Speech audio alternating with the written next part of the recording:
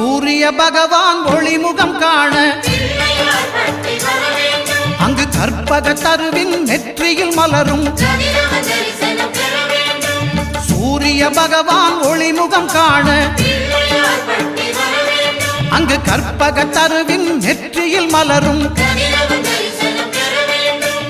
இருளை விலக்கி உலகை எழுப்பும் ஞாயிறு அங்கே குடியிருப்பான் அவன் ஆனை முகத்தனின் அடியவர் மனத்தில் ஒளியாய் வந்து கொலுவிருப்பான்